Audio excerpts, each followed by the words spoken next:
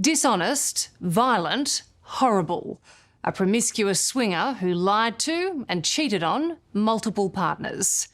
Incredibly, that's how Sean Diddy Combs' own lawyers describe the billionaire music mogul, currently facing serious trafficking charges in a New York court. It's the moment nobody saw coming, but everyone feared. Sean Diddy Combs is walking free. After months of jaw-dropping accusations, courtroom drama, and a mountain of evidence that painted a disturbing portrait of the music mogul, Diddy has managed to secure his release on bail. The news has sent shockwaves across the globe, igniting a firestorm of outrage among victims, advocates, and the public alike.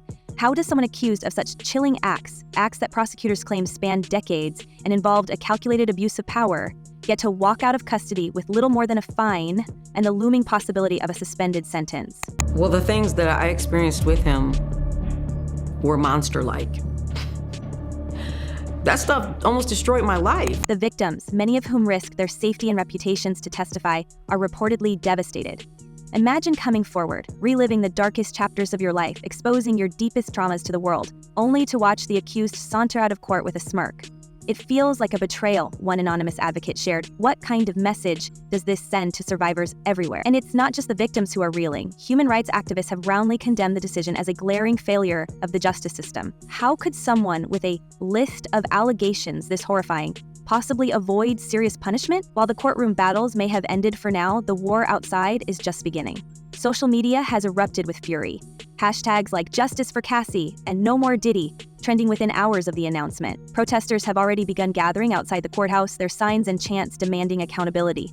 Meanwhile, behind closed doors in Hollywood, the mood has reportedly turned from relief to panic. Celebrities who once stood confidently against Diddy now find themselves gripped by an unshakable fear: retaliation. How many people came through his orbit?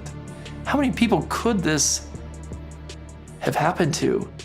And how did he get away with it for so long? And why wouldn't they be afraid? The trial may be over, but whispers of Diddy's so-called shadow network have only grown louder. Allegations of cryptic threats and subtle career sabotage are beginning to surface, painting a picture of a man who doesn't just hold grudges, he acts on them.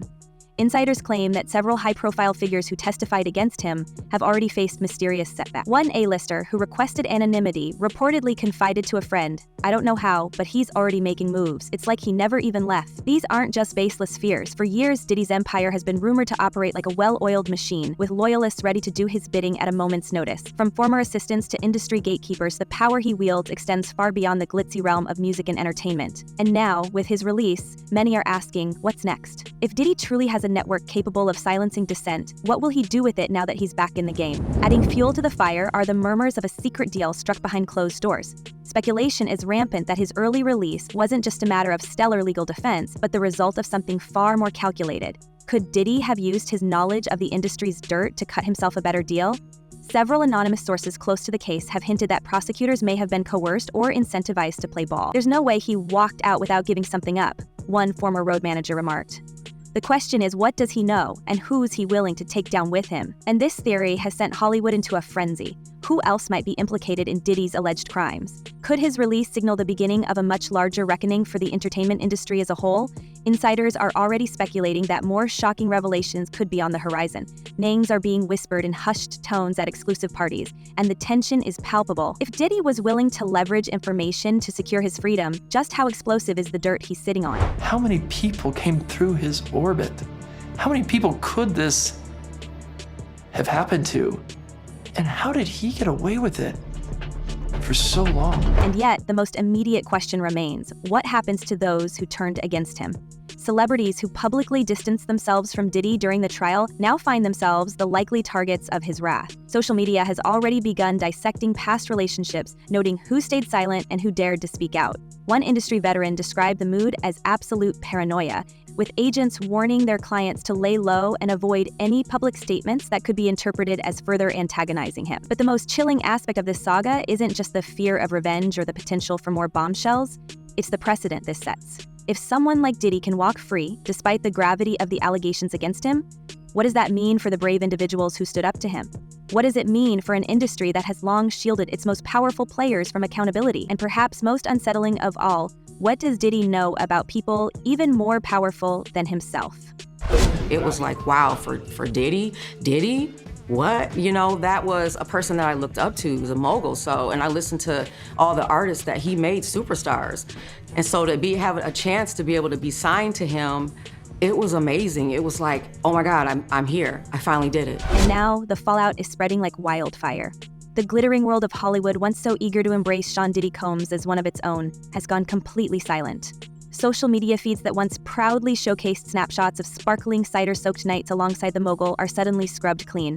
High-profile friends who toasted his success are retreating into the shadows, unfollowing him in droves. Cryptic posts about cutting out toxicity and protecting energy are cropping up on the accounts of some of Diddy's closest former allies.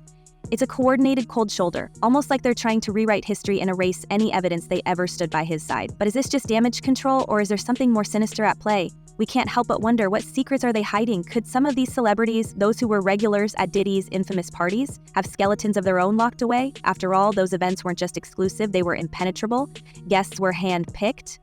ND, as were standard, and phones absolutely banned. This wasn't just about privacy, it was about control. Now, with the world finally learning what allegedly went down at those gatherings, the silence from certain high-profile names feels deafening. Are they distancing themselves out of guilt? Or are they just trying to stay ahead of a storm that's far from over? They've been afraid of coming forward. They've been afraid of what he could potentially do to them within the industry, what he could do to them professionally, maybe even personally. And so yes, it's been a dark secret they've held on to for a very, very long time. The whispers are only getting louder. Rumors of wild nights involving A-listers, athletes, and even business tycoons are starting to bubble up. Insiders claim that Diddy's parties weren't just about indulgence, they were about power. His power. Attendees were allegedly drawn into a world where boundaries blurred and loyalty was expected, no matter the cost. And let's not forget the baby oil, a detail that keeps resurfacing in every retelling of Diddy's lifestyle. Once a quirky symbol of extravagance, it's now become a grotesque emblem of something far darker. In court, prosecutors described how baby oil was a staple at Diddy's notorious freak-offs. It was slathered on guests, used during those wild, substance-fueled nights that left many feeling violated and exploited. What was once a prop for over-the-top fun has now become a chilling reminder of the allegations against him.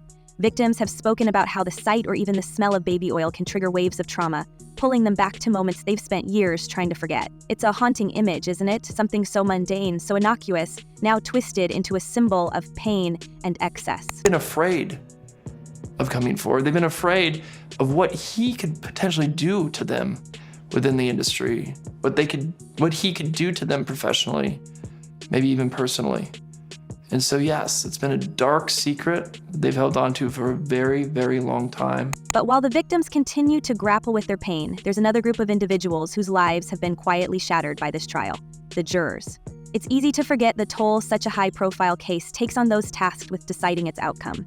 For weeks, they were immersed in a world of unimaginable excess and exploitation, forced to sift through disturbing evidence and harrowing testimonies that no amount of preparation could have softened. From graphic video footage to the chilling accounts of victims, the trial left an indelible mark on these 12 individuals. Some reportedly struggled to sleep, haunted by the images and stories they encountered daily in the courtroom. The weight of celebrity influence only added to the pressure. Jurors were well aware that their verdict would be dissected not only by legal experts, but by the entire world. The case wasn't just about Diddy. It was about power, privilege, and the ability of the rich and famous to evade justice. Anonymous sources close to the jury revealed that some members felt trapped in an impossible situation, torn between the need to uphold the law and the overwhelming fear of public backlash. No matter what decision we made, people would hate us, one juror reportedly confided to a friend after the trial. I'm sorry, I'm just I'm in this moment right now. This is crazy. Sorry. People don't really know how much what it does to you when something that you love is taken from you and thrown away like it don't even matter, and then they move on with their lives and you're stuck. You're stuck during those years. You're still stuck 21 years later. And then there was the isolation. Jurors in high-profile cases like this one are often advised to avoid media coverage, social media, and even casual conversations about the trial. While this is meant to ensure impartiality, it also means they're cut off from their normal routines, left to carry the burden of the case largely on their own. For many, this isolation compounded the stress, creating an atmosphere of relentless tension that lingered long after the verdict was delivered. Perhaps most unsettling are the doubts that may still linger, even among those who delivered the verdict. Reports suggest that some jurors struggled with certain aspects of the case, particularly the conflicting testimonies from victims and witnesses. How much of their decision was based on the limitations of the evidence presented, rather than their belief in Diddy's innocence? Was the jury's acquittal on the most serious charges a reflection of reasonable doubt, or a reflection of the system's inability to hold powerful figures accountable? These unanswered questions now hang over the trial like a dark cloud, casting doubt on the integrity of the entire process. I'm sorry, I'm just I'm in this moment right now. This is crazy. Sorry. People don't really know how much what it does to you when something that you love is taken from you and thrown away like it don't even matter, and then they move on with their lives and you're stuck. You're stuck during those years. You're still stuck 21 years later. The psychological toll of deliberations was compounded by the sheer complexity of the allegations. Jurors weren't just evaluating one incident, they were navigating a labyrinth of accusations spanning decades, involving dozens of individuals and countless moving parts. How do you decide where coercion ends and consent begins, in a world so far removed from your own? For many jurors, these questions weren't just intellectual exercises, they were deeply personal struggles, leaving them emotionally drained and questioning their own judgment. Even the courtroom itself became a pressure cooker. With every seat packed and cameras waiting just outside the doors, the jurors could feel the weight of every gaze. The atmosphere was electric, charged with the tension of a case that had already divided public opinion.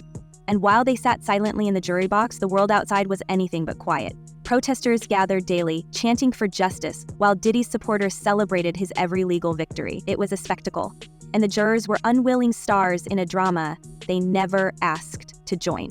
So she testified, excuse me, that she was Diddy's ex-assistant. She said he her, sexually assaulted her in various ways multiple times.